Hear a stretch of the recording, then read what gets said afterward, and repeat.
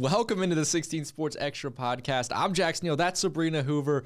Sabrina, can you believe we're less than a week till Christmas? I cannot. I literally said to you, I was like, it snuck up on us. It's literally next week. It really did. I was doing some Christmas shopping yesterday, and I'm thinking to myself, doing it online, I'm thinking to myself, oh, it's going to be easily get here by Christmas.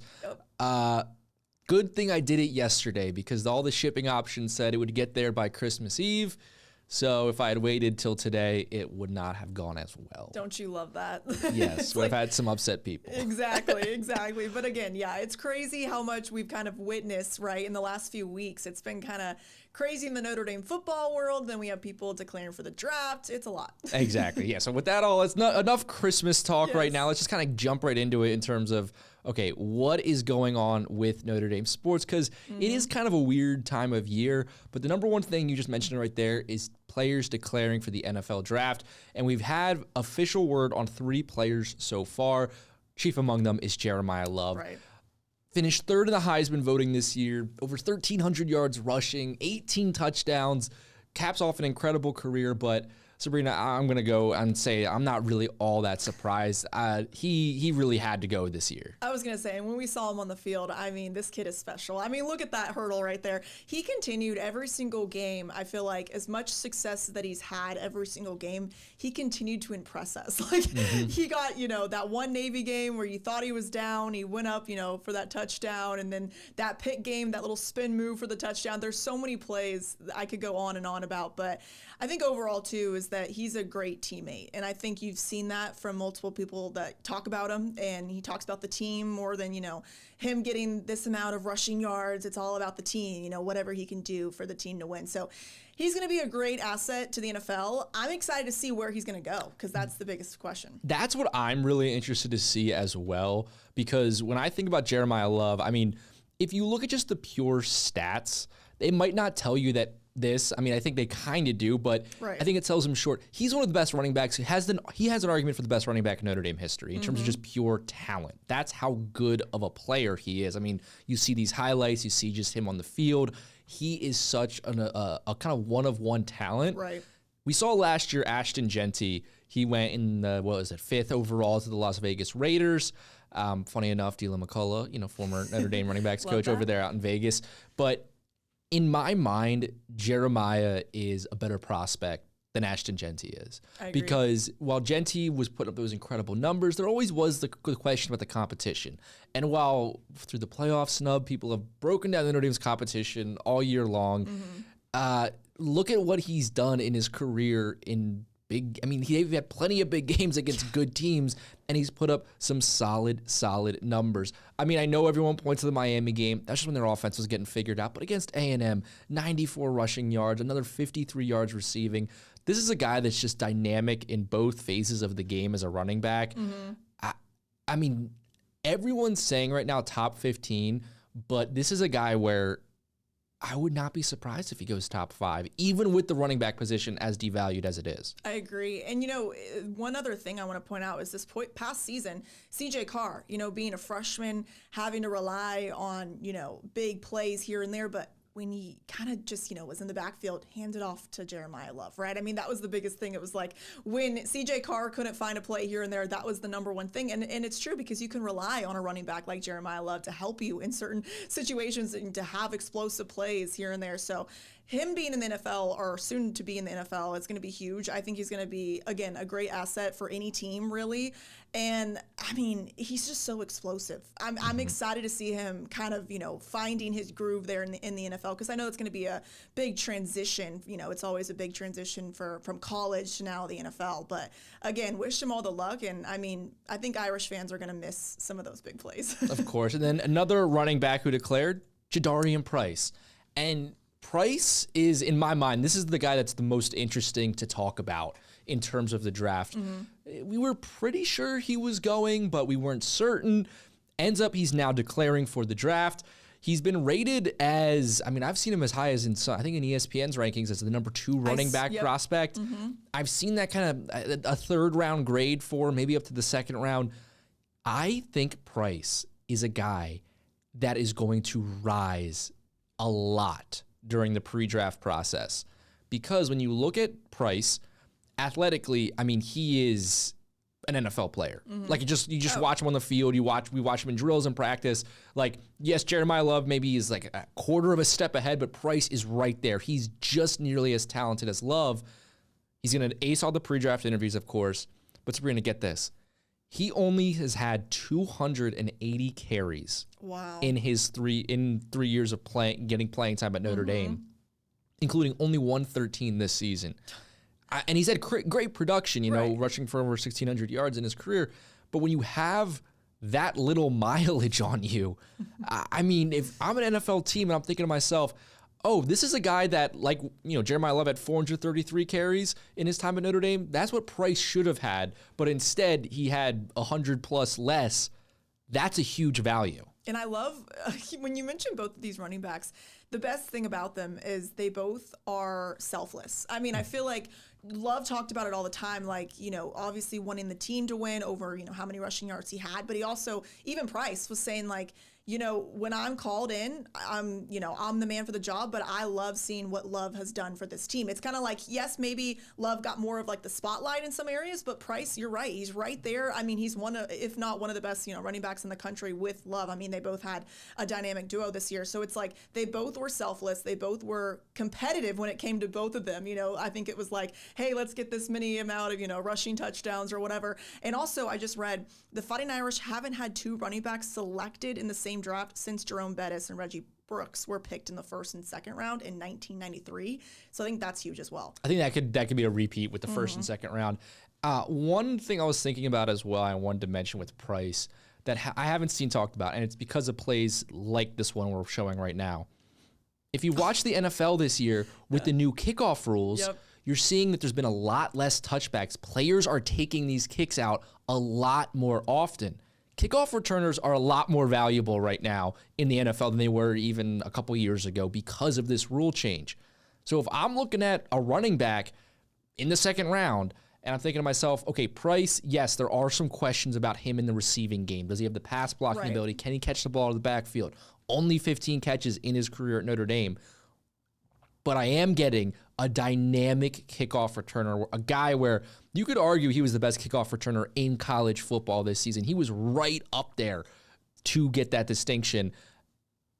That adds, I think, more to his draft value than most people realize. Yeah, I think it was 1 against USC and then that 1 against Purdue, 100-yard kickoff returns. I mean, it was crazy because, like, I think even in that Purdue game, he had like 2 that he could have broke or whatever, but when he gets onto that, like when he gets focused, I mean, there's no turning back from him. I mean, he's huge. And I also think too, having the new, because I know last year McCullough, right, was there. Now they have a new running backs coach. I think also having him here maybe could have helped develop some of these running backs in certain ways. But I think too, as the running back coach, as the new one this year, that probably was the easiest job to have all of these running backs like Aeneas Williams. You talk about Deron Payne, all these running backs in that class or in that running back room that you can rely on. And then now I think that's a good point to mention Aeneas right now is that, okay, if you're a Notre Dame fan, you're thinking, okay, well, it's awesome to have maybe a 1st and 2nd round pick at running back position. Oh, yeah. Who's stepping up next year? I mean, the guy, like there's still, we can see how the depth chart shakes out. There's multiple names, but the one you have to circle is Aeneas Williams. You kind of mentioned there Jawan Sider coming in this season as the running backs coach. It was kind of a departure from Dylan McCullough in the sense that McCullough would use like all these running backs. I mean, we were seeing the 4th, 5th stringers coming into these games, whereas Sider kind of had Love, had Price, and kind of stuck with them. We didn't really see Aeneas Williams all that much this season, except for really just in garbage time. Next season, he'll be the guy I expect. Obviously, we have to see the transfer portal. I know some people online have been linking this Hollywood Brown from NC State, entering the portal. Could that be another inter-ACC pickup for the Irish? Is that the Hollywood Smothers? Hollywood Smothers. No, not Hollywood Brown. Wrong Hollywood. I was like, I remember the name because we loved it. Hollywood Smothers. Yeah, there's too many Hollywoods in football, I guess. I'm not sure if he's exactly the right fit, but like Notre Dame will be set at the running back position. They are so deep, so great at developing these players, so I'm not too worried about that. But the other player that announced as well, tight end Eli Raridan, had a good season, had his best season of his career. I would say it was underwhelming from what I expected coming into this year. But there's the obvious measurables. He's listed at 6'7", 250 pounds. You see him right there. He looks like an NFL tight end. While the production might not have been there, he's still expected to be a draft pick. I think ESPN has him as their 5th ranked tight end prospect. I think he's going to be a later round pick, but I think he has a chance to kind of blossom in the NFL if he gets the right situation. Yeah, I agree. And also, like, just it's so inspirational to know how many injuries, that he came back from. And I think that was the biggest question mark heading into, this season is, how healthy he was going to stay, how much, CJ Carr would maybe use him in the tight end room or whatever it may be. And especially, was it Kevin Ballman was the other tight end that retired from football, and then you knew that Eli Raridan was going to be the main guy in the tight end room, and he really delivered. And I know what you said, kind of, in some instances it was kind of like, okay, we thought maybe his production would be a little bit more, but when like that game against A&M, he came up big in some of those big catches. But I think he really is going to blossom in the NFL, especially knowing how many successful Notre Dame tight ends are in the NFL right now. That's I mean, when in doubt, I think he's going to get an extra look from some teams just because tight end you. Notre Dame is tight end you. Yep. All right, let's switch gears a little bit. I want to talk a little bit basketball right now because football season is over. Transfer portal will be opening up in the beginning of January, so we'll have plenty more time to talk about that. Obviously, right now, the big name for Notre Dame in the portal is Kenny Minchie. Anthony Rizak, backup quarterback, he entered. Chance Tucker, he entered. But those are guys that didn't see any, or if any, just little playing time and didn't really figure to be a factor into next year's team. But let's talk a little basketball. I'll start with the women's team right now, since they are ranked 20th in the country. It's kind of been an interesting season so far. They're 8-2 right now. They have this 3-game winning streak after losing on the road at Ole Miss. Coming up this weekend, they're going to be hosting Bellarmine, and then it gets time for ACC play. Yep. Sabrina, when you look at this team, I mean, I'm just gonna say, what do you see? Because it's kind of an interesting start to the year. Yeah, no, and it's interesting because after that Ole Miss loss, the way they bounced back against Florida State was huge. But I think the biggest question mark heading into the season was, okay, Hannah Hidalgo is obviously going to be the biggest leader, knowing how many fresh faces are on this new roster. But I think it's interesting too because, especially after that, USC game, we saw a lot of players that really stepped up. I mean, Vanessa De Jesus was huge in that game. You talk about who's the K-State transfer? Gisela Sanchez. Sanchez. Players like that have really made a mark, especially knowing, Prosper's back here. She's been having a great season so far. It's not surprising that, Prosper's been having a great season, but it's surprising to me how many players have kind of bounced back from starting the season where you're like, oh gosh, after that Michigan loss, you're like, oh man, this season's exactly, it's done, and to have, of course, that injury as well to That's KK. One thing we got to talk about. Yeah, we know it's not season ending now, but that's going to be tough. Yeah, no, definitely. So anyway, what my mindset is thinking right now is like, I think that they've proved a lot of people wrong as of right now. I think they've had some big wins, obviously still a lot to work on, but to see them, kind of, again, bounce back in certain aspects is huge. Yeah, no, I completely agree. I mean, you said, we knew Hidalgo was good. Yep. Where's the other production coming from? I've really seen Prosper grow offensively this season in some ways, having 20-plus point performances, things along that line. That's something I did not expect to see from her. However, the one thing that I'm getting worried about with this team, and it was before the KK injury, and now it's only bigger because of the KK injury is, and I feel like we've said this every single year recently, the past 3 seasons, is the depth. Yep. Is that right now, I think, that Michigan game was really tough, that exposed Notre Dame in a lot of different ways. I think we're now seeing the Wolverines are a top 10 team in the country. I think that there's obviously this level at the top of the nation where Notre Dame, I don't think, can reach this season. But beating USC, coming close against Ole Miss, there's still a competitive top 25 team on the right night. What I'm worried about is once they get into conference play, this lack of depth on the roster, especially with KK out, the way the Irish play is, it's all defense first. If you've ever listened to Ivy talk, it's always about the defense leads the offense. All the players say that. So they have to just kind of have this swarming defensive approach. When you have 10 days in between, or 11 days between Central Michigan and Ole Miss, you're able to then be rested for that game. When you have a week between the Michigan game and the USC game, you're able to be rested for USC. What happens when you get into that conference schedule and you're playing twice a week and you're traveling a lot more? Are you able to maintain? Are they going to be able to maintain that kind of level of, hyperactivity on the defensive side? Because if they don't have that, I get worried about where the creation on the offense comes from outside of Hidalgo. I completely agree. And you're right about the pressure, too. I feel like this team has had a lot of pressure around them, considering how many players they lost last season, the transfer portal, all the mess, all the drama. But now that I feel like they've kind of gotten in a groove, maybe found, areas to win. But you're right, when it comes to, Duke, when it comes to North Carolina, when it comes to Louisville, it's like, these games are going to matter more as we get down the line. And obviously, you can find progress in, against USC or against, Florida State or whatever. But when it comes down to it, who's going to step up in the right ways? So I think, again, Ivy's been talking about it every single press conference, how much, progress that has been made. But you're right. It's going to be interesting to see what happens later on. The stretch you have to, if you're a Notre Dame fan, the stretch that you have to mark down on your calendar to kind of see what is this team is from January 11th to January 19th. Yep. January 11th, they host UNC, who's now ranked number 18 in the country. January 15th, just 4 days later, they host Louisville, 16th in the country. January 19th, 4 days later, they go at UConn, which is the number 1 team in the nation. That's the stretch right there where they obviously, I don't expect them to go 3-0 in that stretch, but are they going 2-1 with the loss to UConn? Are they going 1-2 maybe with 2 close losses? That is going to be a really telltale sign, because that's also going to come about 2-3 weeks into conference play.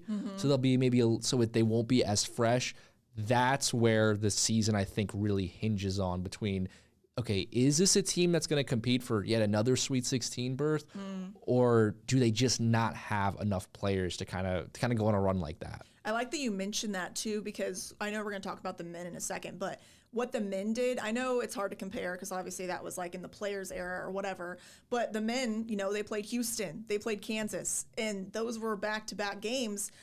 I'm not saying that these are like the same, but it kind of, what we've seen from the men, I feel like has kind of helped them now as they continue the season, because it's like, okay, maybe playing those really, really good teams in the beginning of the year is going to help. So I completely agree. And speaking of the men, I mean, it has been a pretty solid stretch right now for the Irish. We had this year circled for Micah Shrewsbury, because year 3, any college coach in any sport, basically year 3 is a really important season because of, that's when you have their roster, all those type of things.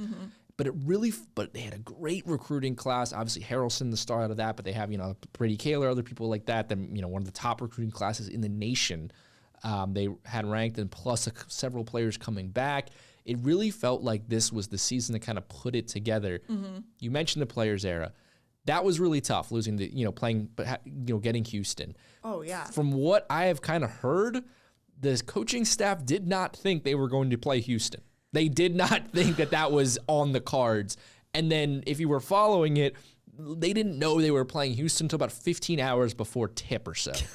Imagine preparing for not only a team that you haven't really done a lot, study on, but a team like Houston. That's the thing. They didn't really think they were going to play Houston, so they didn't have a lot of tape on them coming in. And then the players era with its weird rules all of a sudden has that matchup, and now you're playing a team that almost won the national title last year. That game, the fact that they were able to make it 10 points, in my mind, is a win. That's impressive. What's really important, though, for me was the 3-game stretch between Missouri, TCU, and Idaho.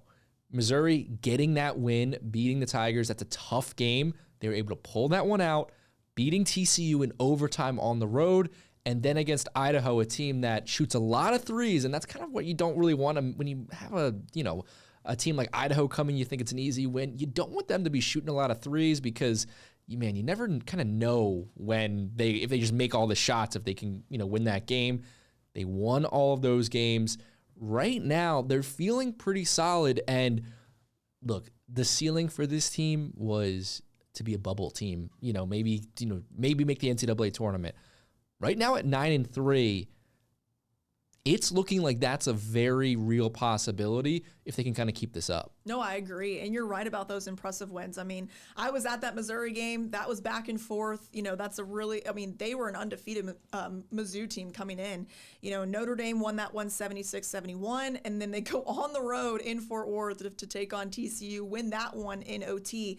A lot of those wins, and I know Micah Shrewsbury talked about it, but finding like a way of like when you're up, like stay up and like maybe not allow the opponent to, come back. I think a lot of those wins, they allowed their opponent to, kind of sneak back in, find a little bit of rhythm. I think that's the number one thing that Shrewsbury said that they need to work on. But again, they've been so consistent about and I think also this comes back to Carson Tout, another big transfer that came here, and Cole Serta being, just so productive and then obviously Jalen Harrelson. It's like all these new additions that have really helped this team, and mind you, without Marcus Burton, because I know that was the biggest story was how they were going to respond without Marcus Burton. So far, and I hate to say what's going to happen later on, but so far they've been doing pretty good. Exactly. Now they still haven't been really tested without Burton yet, but we'll see how long he's out. We don't really have a timetable for that. I did see him today. We'll get to that in 1 second. He's still on his scooter, obviously, recovering from that injury. The biggest point you mentioned in that was consistency, because for Micah Shrewsbury's teams, every single time that there has been, every single non-conference schedule, once a season, there was the loss that had you scratching your head, whether it's the Citadel, whether it's Elon. There's always that one game. And this year, it looked like it was going to be that Eastern Illinois game. Yeah. Eastern Illinois was kind of hanging into it. Notre Dame ends up winning 78-58, a 20-point win. And Micah even said afterwards, hey, if this was last year's team, this would have been a 3-point game with 5 minutes to go. Yep. But they've really kind of grown. Obviously, they still have Purdue-Fort Wayne coming up this Sunday, so they haven't finished up the non-con yet.